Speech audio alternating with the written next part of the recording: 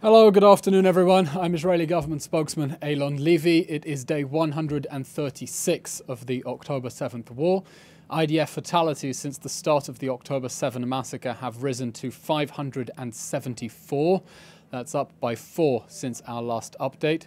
The people of Israel grieve with the families of Staff Sergeant Rotem Sahar Hadar, 20, Staff Sergeant Noam Chaba, 21, Sergeant First Class Reserves Ori Yaish, 27, Staff Sergeant Simon Shlomov, 20, and we salute them for their heroism and ultimate sacrifice. An update on the October 7 hostage crisis. Hamas continues to hold 134 hostages in captivity, including 130 from the October 7 massacre.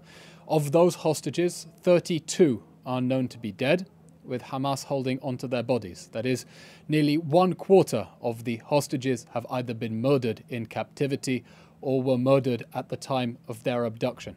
That number was revised after Kibbutz Nir Oz announced at the end of last week that Yair Yaakov, abducted from his home on the kibbutz on October 7th, was in fact killed.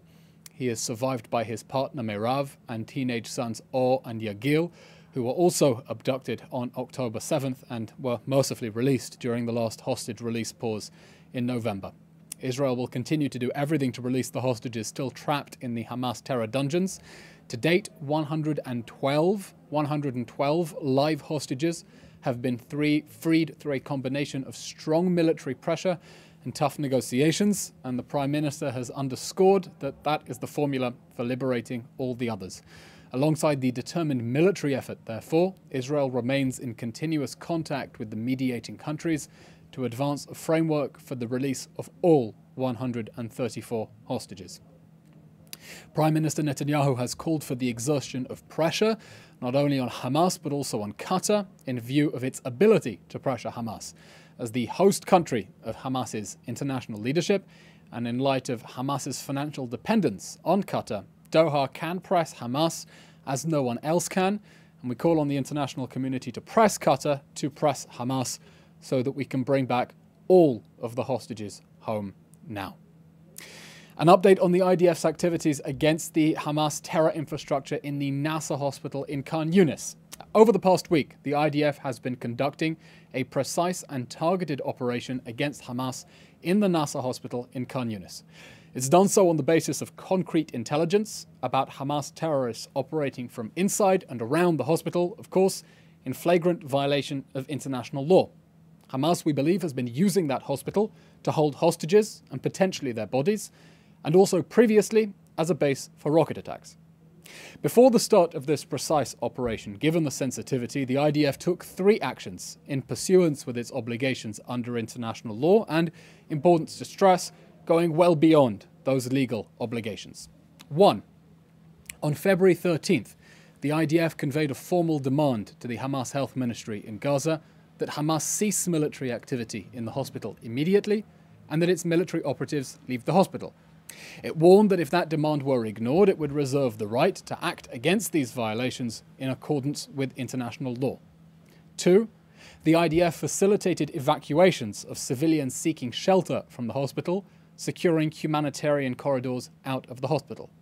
It made clear there is no order for patients or staff to evacuate the hospital, on the contrary, but uninvolved civilians should evacuate this Hamas stronghold for their own safety, so Hamas cannot use them as human shields.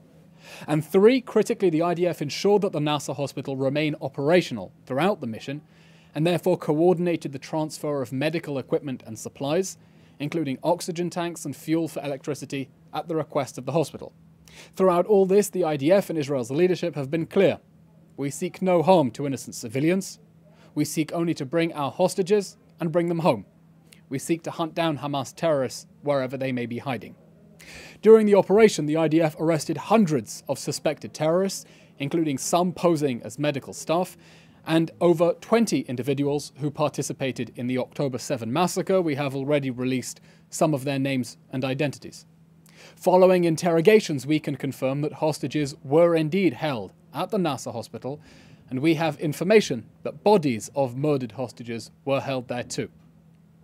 Troops scouring the hospital found large quantities of Hamas weapons inside, including mortar shells, grenades and AK-47s, as well as a vehicle used in the October 7 massacre itself.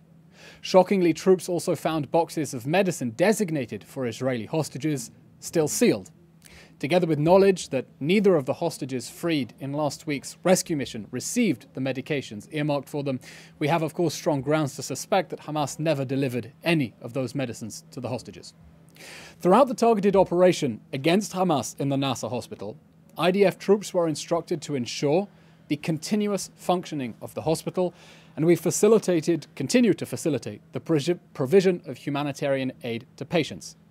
That humanitarian aid includes a tanker of 24,500 litres of diesel fuel, hundreds of water bottles, hundreds of battle rations, hundreds of loaves of bread, 100 units of baby food, and medicines donated by the World Health Organization despite its continued cover-up of Hamas's abuse of the hospital. On Friday, Israeli troops worked to repair the hospital's generator following a malfunction, while Shayetet 13 Special Forces brought a replacement generator to the hospital, while also supplying food for infants and water to the hospitals, in addition to those 24,500 litres of diesel fuel to maintain hospital activity. This comes in the context, of course, of Hamas's long-standing and documented strategy of exploiting hospitals for military purposes, as we've seen across the Gaza Strip, and those tunnels under the Shifa hospital, of course, only the most egregious example. Our intelligence indicates over 85% of major medical facilities in Gaza have been abused by Hamas for terror operations. Unfortunately, Hamas is committing these abuses knowing that the Red Cross and World Health Organization will turn a blind eye, given the shameful lack of donor state demands for accountability, negligence that has risked and potentially cost lives. We hear from international agencies that hospitals must be protected, of course, so an important reminder on what international law actually says. International law is clear that under no circumstances may hospitals be used to shield military operations. None. Hamas knows this, and therefore it does the opposite. Article 19 of the Fourth Geneva Convention makes clear civilian hospitals may, however, lose their protections when they are used to commit acts harmful to the enemy, the wording of the Geneva Conventions, that is, military activities. Now, that protection may cease after due warning has been given, stipulating a reasonable time limit, and after such warning has remained unheeded. That is the relevant international law. Tragically, the World Health Organization continues to cover up Hamas's militarization of hospitals and to deliberately turn a blind eye as Hamas wages war out of hospitals and jeopardizes their Geneva protections. The world must condemn Hamas for its internationally unlawful military exploitation of protected facilities which has deliberately endangered civilians. International law does not grant immunity to terrorists simply because they choose to hide in the basement of a hospital, and Israel rejects all attempts to weaponize international law to attempt to give legal cover to terrorists. Terrorists around the world are no doubt taking notes to see whether the international community will give Hamas a free pass for its systematic violations of hospitals' Geneva protections.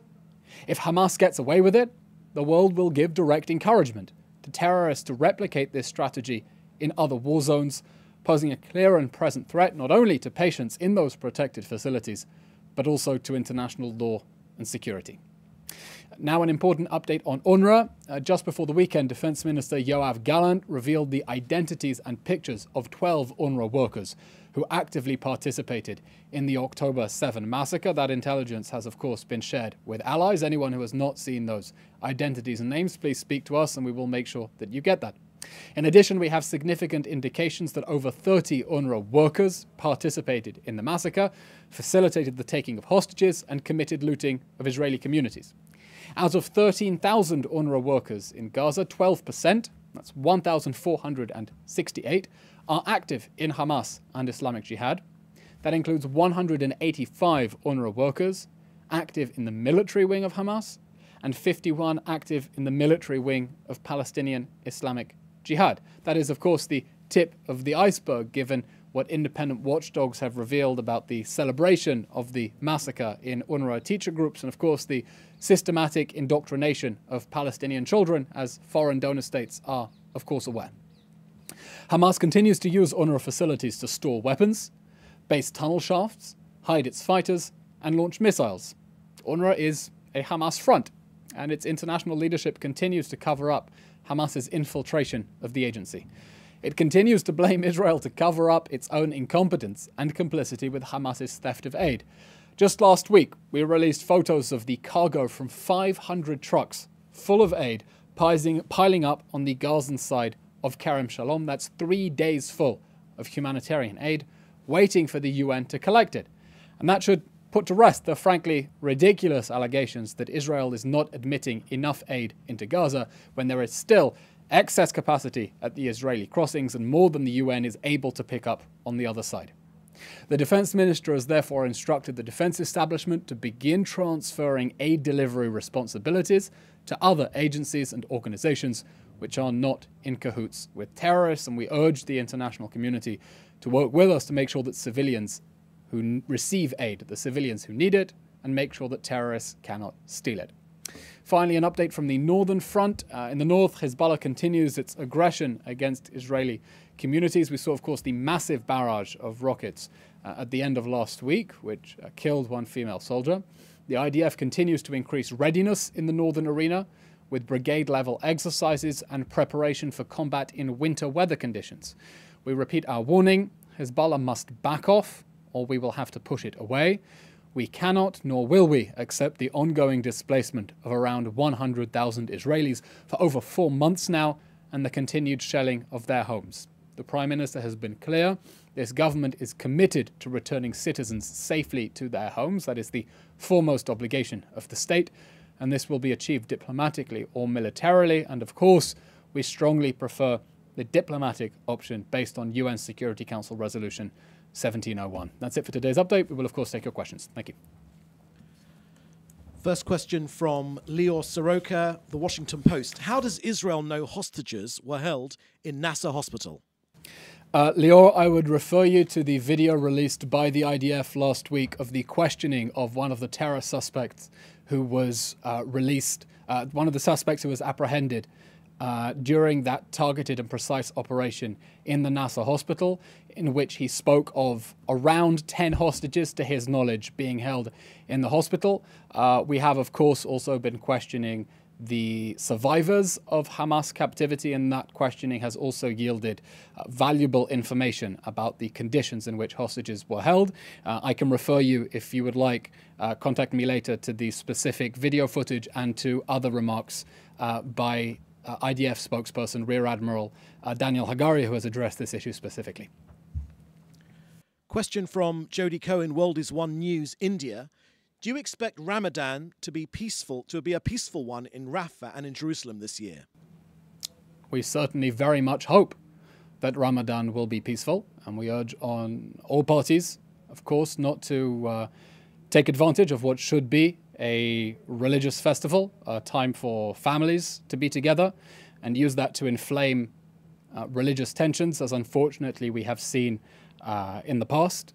We remain committed to the policy of destroying Hamas in the Gaza Strip, bringing back the hostages, and the police will, of course, be preparing in order to ensure public safety and security around the country. Question from Andrei Shirokov from the TASS news agency. Brazilian president was declared persona non grata today by the Israeli MFA. Is it an unprecedented move for Israel to declare a president of a foreign country a persona non grata? And can you please comment on the meaning of this move? That's a very good question. I'm not aware of specific precedent. I would refer your question to the Ministry of Foreign Affairs, which will be better informed than I am at present. Of course, there is nothing more disgraceful than the desecration of the memory of the 6 million Jews murdered in the hostages in an attempt to shield the perpetrators of an actual act of genocide, the Hamas death squads that burned whole families alive, incinerated them and reduced them to human ash on October 7th. We will not tolerate any world leaders trying to give Hamas political or legal cover, and we certainly will not tolerate any world leaders attempting to shield the genocidal Hamas war criminals by desecrating the memory of the 6 million Jews murdered in the Holocaust. Question from Joel Pollack. Breitbart News, can you please comment on the Russian invitation to Palestinian groups, including Hamas, to meet in Moscow later this month? Also, when Benny Gantz said recently that if the hostages were not released by Ramadan, i.e. that March 10th, then Israel would enter Rafa, was that an official deadline from the Israeli government? Your first question regarding Hamas, the Prime Minister has been clear, especially since the beginning of this war, no country should have diplomatic relations with Hamas, just as no country would have diplomatic relations with ISIS. Hamas is a genocidal terror organization that we expect to be comprehensively shunned and sanctioned by the international community. That is what we expect. As for the question regarding Rafah, we're approaching a military operation in Rafah because over the course of this war that Hamas started, it began with 24 battalions. 18 of those battalions have been shattered in the north. The last two, the Khan Yunis Brigade, has already been dismantled, as the defense minister said just the other day, and that leaves 4 Hamas battalions still standing inside Rafah, a remaining quarter of Hamas's army, and we are determined to continue dismantling that terror army so that it can never perpetrate atrocities like it did on October 7th or threaten the people of Israel as it has over previous 20 years of rocket fire. I'll refer you to what the Prime Minister said in his telephone conversation with our friend and ally, President Biden, as the Prime Minister said on February 17th, just 2 days ago. He reaffirmed that Israel is going to continue fighting until we achieve total victory. That includes action in Rafah, of course, after we allow civilians found in the combat zones to evacuate to safe areas.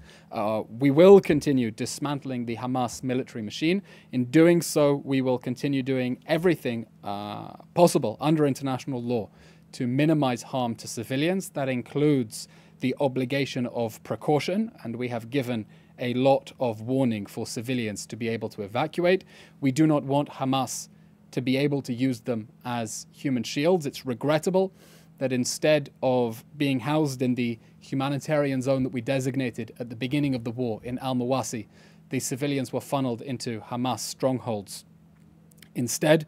And we think the international community has a very firm obligation to condemn Hamas's human shield strategy and not cooperate with it, because if it continues to insist that it is impossible to evacuate civilians from areas where terrorists are trying to use them as human shields, and then to blame Israel when civilians are hurt, despite our unprecedented measures to try to get them out of harm's way, that sends a message to terrorists, not only to Hamas, but other extremist groups around the world, that using human shields works, that it's a strategy that works, because the international community will effectively give terrorists immunity for their military assets if they pile enough civilians around them. So we want to see civilians get out of harm's way so that we can continue destroying Hamas's military infrastructure, and will of course proceed in accordance with our operational needs.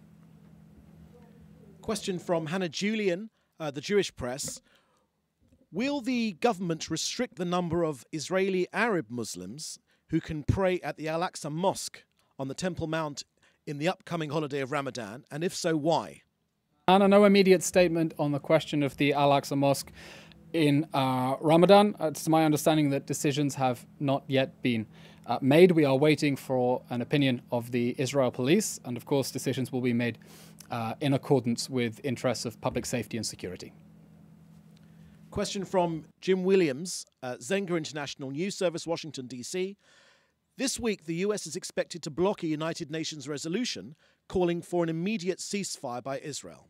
There is increasing pressure on the US and many other of Israel's allies to stop the war and get a hostage deal done.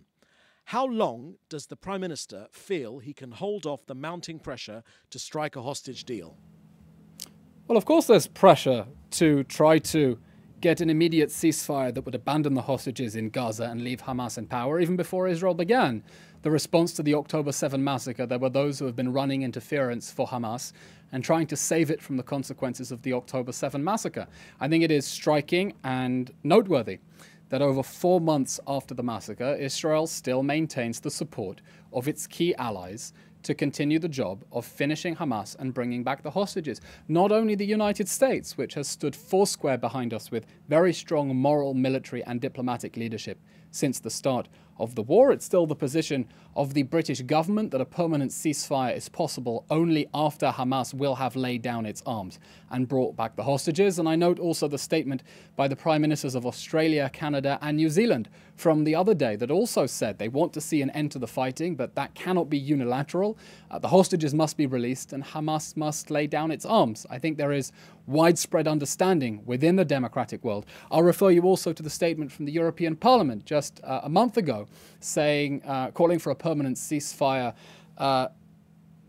conditional on hostages being released and Hamas laying down its arms. Firm recognition across the Western and democratic world that the October 7 massacre must be followed by the return of the hostages and the destruction of Hamas and the response to the deadliest terror attack in world history after 9/11, and that armed invasion by Hamas by air, land and sea cannot be to leave that terror organization standing. And the fact that we still have that support from key allies still standing behind Israel's declared war goals is, of course, of critical importance. On the question of hostages specifically, the government remains committed to bringing back all of the hostages. Unfortunately, time has already run out for the 32 who have been killed in captivity or at the moment of their abduction. The Prime Minister has been clear. Hamas's recent response, it's making delusional demands. It is on the brink of total defeat and it is demanding an Israeli capitulation. That is not going to happen. The previous 112 live hostages released from the Gaza Strip got out as a result of strong Israeli military pressure and forceful action in order to rescue them and tough negotiations. That is what we are going to continue doing. That is the policy of the government so that we can bring them all home. And of course, I'll take the opportunity to restate the Prime Minister's demand from just the other day, calling on the international community to put more pressure on Qatar to pressure Hamas in view of the leverage that it has on that terror organization as the state that hosts its international presence and, of course, on which Hamas is so financially dependent. Thank you. That was the last question. Everyone, have a good day and keep safe. Thank you.